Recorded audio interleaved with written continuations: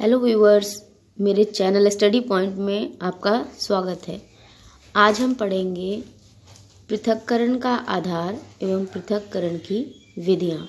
पिछले वीडियो में हमने पढ़ा था इसी लेसन के पार्ट फर्स्ट और सेकंड के बारे में। जो पहला टॉपिक था वो था तत्व, यौगिक एवं मिश्रण, और दूसरा टॉपिक था मिश्रण के प्रकार।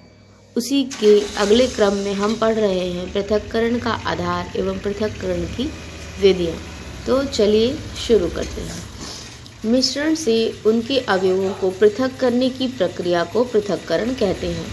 पृथक्करण की प्रक्रिया में मिश्रण के एक घटक के उस गुण का उपयोग किया जाता है जो दूसरे घटक में ना हो। मिश्रण से उनके अवयवों को पृथक करने के लिए मिश्रित अवयवों की विलेयता, चुंबक के प्रति आकर्षण, धार, घनत्व, आकृति, आकार एवं रंग आदि गुणों को आधार मानकर निम्नलिखित विधियों का प्रयोग किया जाता है। अब देखिए, अगर ठोस पदार्थों में ठोस पदार्थों को पृथक करना हो तो हम क्या करते हैं। इसमें एक विधि है फटकना और ओसाना, जिसे इंग्लिश में हम विनोइंग कहते हैं। आपने घर में अपनी माँ को सूप से गेहूँ एवं चावल को फटक कर साफ करते हुए देखा होगा। इस विधि द्वारा वे सूप से अनाज में मिली हल्की अशुद्धियों को अलग करती हैं। पृथक करने की इस विधि को फटकना कहते हैं। वे ऐसा क्यों करती हैं? इस विधि के द्वारा मिश्रण के हल्के ठोस घटकों को उनके भारी ठोस घटकों से पृथक किया जाता है। खलिहानों में किसान को वायु की सहायता से गेहूं को साफ करते देखा होगा। किसान भूसा युक्त अनाज को ऊंचे स्थान पर खड़ा होकर गिराता है, जिससे भारी गेहूं के कण उसके पास गिरते जाते हैं और हल्का भूसा हवा से उड़कर दूर एकत्रित हो जाता है। पृथक्करण की इस विधि को ओसाना कहते हैं। अगली विधि है थ्रेशिंग। आपने खेत खलिहान अथवा खलिहानों में तुअर यानी अरहर, धान के सूखे पौधे के गट्ठर या ढेर देखे होंगे। पौधे से अनाज अलग करने के पहले पौधों को धूप में सुखाया जाता है। इस विधि में अनाज के कणों को अलग अलग करने के लिए पौधों को पत्थरों या लकड़ी के पटरों पर पीटते हैं। अन्य कणों को पके हुए पौधों से अलग करने की प्रक्रिया को थ्रेशिंग कहते हैं। अधिकांश क्षेत्रों में अन्न कण को पृथक करने के लिए थ्रेशिंग मशीनों का भी उपयोग किया जाता है। अगला विधि है बीनना, हैंड पिकिंग। इस विधि का उपयोग हम दाल, चावल, गेहूं आदि से अशुद्धियों को दूर करने के लिए करते हैं। इसमें अशुद्धियों की मात्रा प्रायः बहुत अधिक नहीं होती। हम प्रतिदिन घर में चावल अथवा दाल को पकाने के पहले इन्हें बीनते हुए देखते हैं। चावल अथवा दाल में कुछ अनुपयोगी पदार्थ जैसे कंकड़, मिट्टी आदि मिले होते हैं, जो चावल अथवा दाल की आकृति, आकार अथवा रंग से भिन्न होते हैं। अतः इन्हें हाथ से बीनकर पृथक कर लिया जाता है।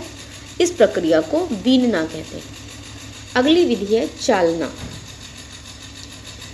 दैनिक क्रियाकलापों में आपने आटे से रोटी बनते देखी होगी। रोटी बनाने के लिए चलनी से आटा चालते हुए भी अवश्य देखा होगा। चलनी से आटा चालने पर चलनी में क्या रह जाता है? चोकर, भूसी रह जाता है। इसी प्रकार आपने मकान बनाते समय जाली से बालू को चालते हुए देखा होगा। इस प्रक्रिया में महीन बालू चालकर अलग कर दी जाती है और कंकड़ पत्थर जाली में ही रह जाते हैं। यह प्रक्रिया ही चालना कहलाती है। इस प्रक्रिया में भिन्न भिन्न आकार के घटकों को पृथक करने के लिए विभिन्न आकार एवं आकृति के छिद्र वाले चलना का प्रयोग में लाए जाते हैं। अगली विधि है छानना, फिल्ट्रेशन।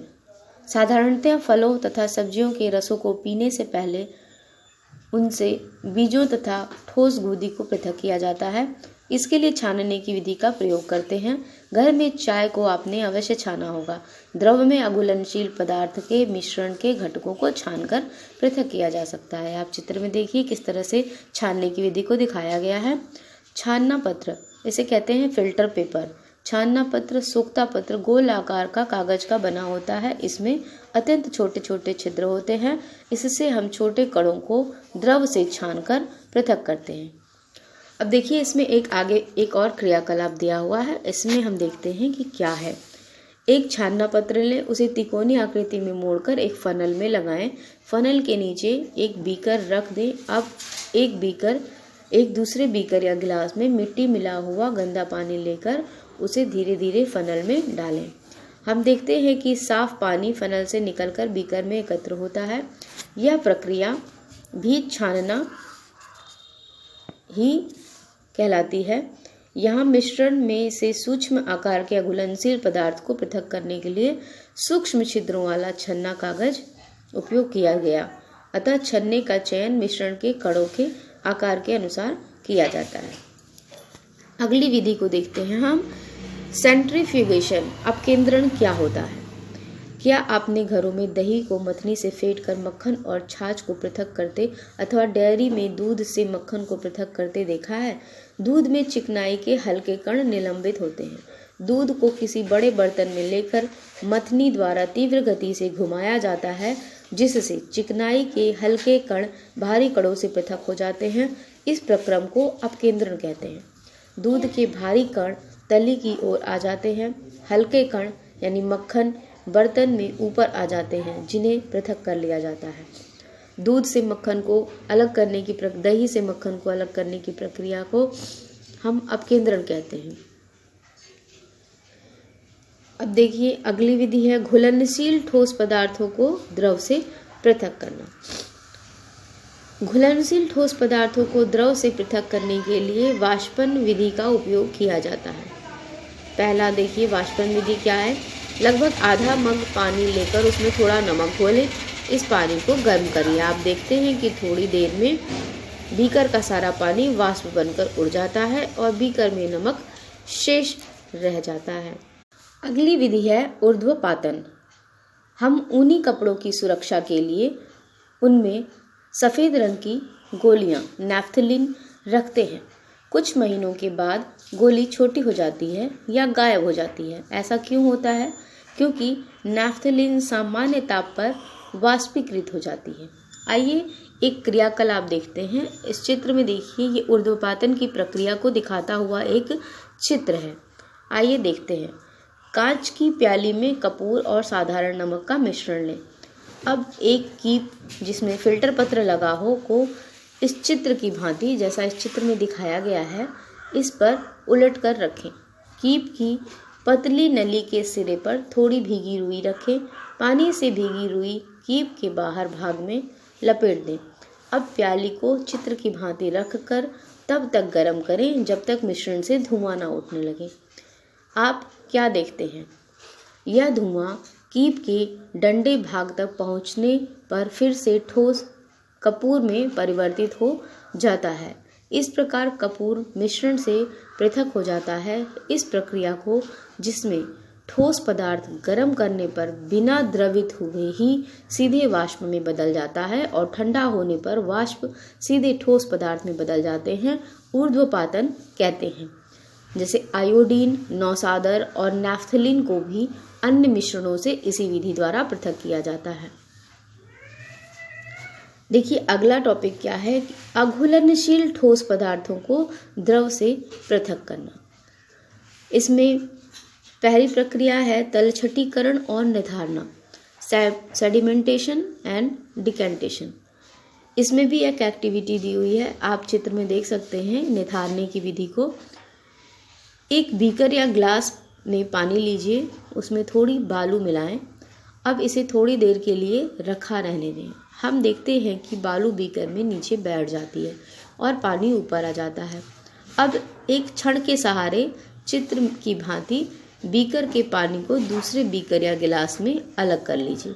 इस प्रकार बालू और पानी के मिश्रण से बालू को अलग करना तलछटीकरण और पानी को पृथक करना निथारना कहलाता है। तलछटीकरण अथवा निथारने की क्रिया द्वारा ठोस तथा द्रव के उन्हीं मिश्रणों के घटकों को पृथक किया जा सकता है जो द्रव में अघुलनशील हों तथा भारी होने के कारण उनकी पेदी में बैठ जाते हों।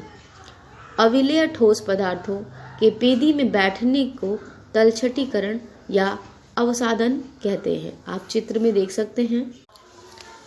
किसी द्रव का वाष्प में परिवर्तन होना वाष्पन कहलाता है तथा यह क्रिया वाष्पीकरण कहलाती है। यह क्रिया प्रत्येक ताप पर निरंतर होती रहती है। इस विधि द्वारा समुद्र से नमक प्राप्त किया जाता है। अगली विधि है आसवन विधि, जिसे हम डिस्टिलेशन कहते हैं। चित्र में आप देख सकते हैं। एक धातु की प्लेट लीजिए जिस पर कुछ बर्फ रखी हो। प्लेट को केतली की टोटी के ठीक ऊपर पकड़िए। गर्म करने पर केतली का सारा पानी भाप में बदल जाता है।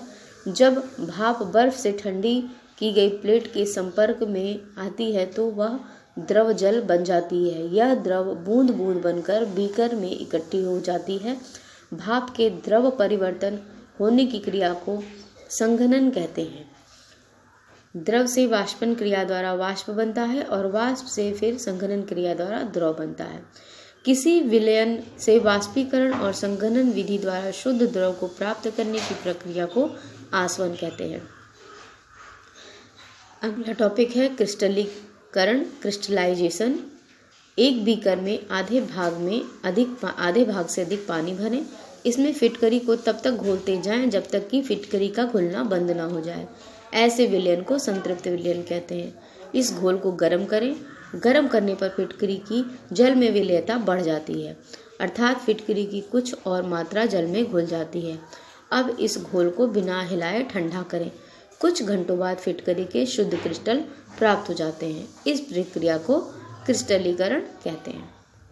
अब देखिए अगला टॉपिक क्या है कि दो अमिश्रणीय द्रव हों तो उन्हें कैसे पृथक करना है। दो द्रव ऐसे हों जो एक दूसरे में मिलते ना हो तो उन्हें हम कैसे अलग करेंगे। क्रियाकलाप 5 में देखिए, पानी और मिट्टी के तेल का मिश्रण लें। इस मिश्रण को पृथककारी कीप में डालें और हिलाकर स्थिर होने दें। क्या देखते हैं, कीप में दो पृथक परतें दिखाई पड़ती हैं। दोनों परतों को पहचानें कौन सी परत ऊपर है। मिट्टी का तेल पानी से हल्का होता है, इसलिए यह पानी के ऊपर रहता है। अब पृथककारी कीप की स्टॉप कॉक को खोलें और निचली परत में एकत्र द्रव को एक बीकर में निकालकर एकत्र करें।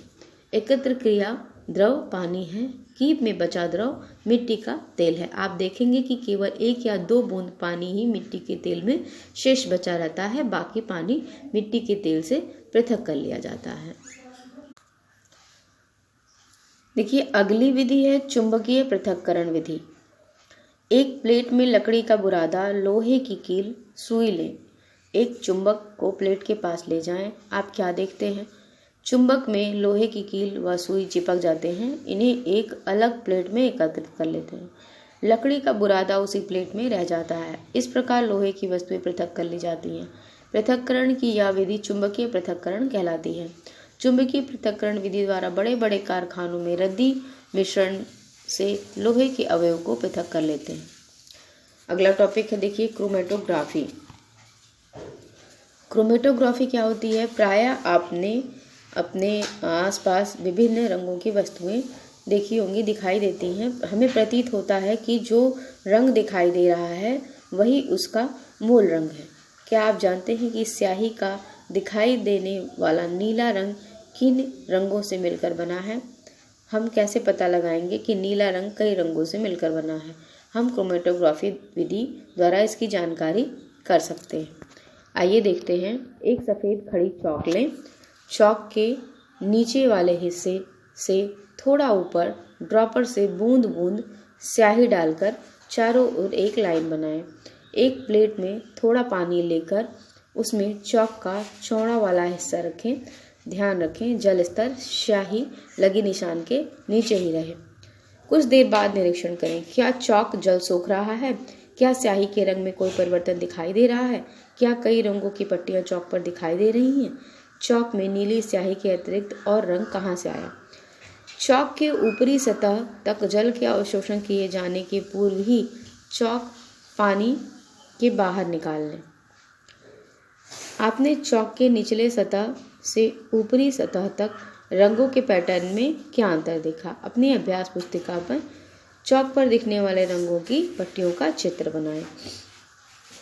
हम देखते हैं कि स्याही में केवल एक नीला रंग दिखाई देता है, परंतु वास्तविकता में यह स्याही कई रंगों से मिलकर बनी होती है। रंगों के पृथक्करण की यह विधि क्रोमेटोग्राफी कहलाती है। तो बच्चों, इसी के साथ पदार्थों के पृथक्करण नाम का ये जो पाठ था ये ख़त्म हो गया है। और इस पाठ में हमने क्या सीखा है, हम इसे भी देख लेते हैं। शुद्ध पदार्थ में केवल एक ही प्रकार का पदार्थ पाया जाता है। शुद्ध पदार्थ तत्व एवं यौगिक में बटा होता है। तत्व के अणुओं में केवल एक प्रकार के परमाणु होते हैं। यौगिक के अणु दो या दो से अधिक विभिन्न प्रकार के परमाणु केवल एक ही प्रकार का पदार्थ पाया जाता है। शुद्ध पदार्थ तत्व एवं यौगिक में बटा होता है। तत्व के अणुओं में केवल एक प्रकार के परमाणु होते हैं। यौगिक के अणु दो या दो से अधिक विभिन्न प्रकार के परमाणुओं से मिलकर बने होते हैं। मिश्रण वे पदार्थ हैं जिनमें दो या दो से अधिक पदार्थ किसी भी अनुपात में मिले होते हैं। अनाज से कंकड़ पत्थरों को बीनना विधि द्वारा पृथक करते हैं। गेहूं से भूसा पृथक करने में फटकना या उसाना विधि का प्रयोग करते हैं। द्रव में अघुलनशील ठोस पदार्थों को तलछटीकरण एवं निथारना, छानना एवं अपकेंद्रण विधि द्वारा पृथक करते हैं।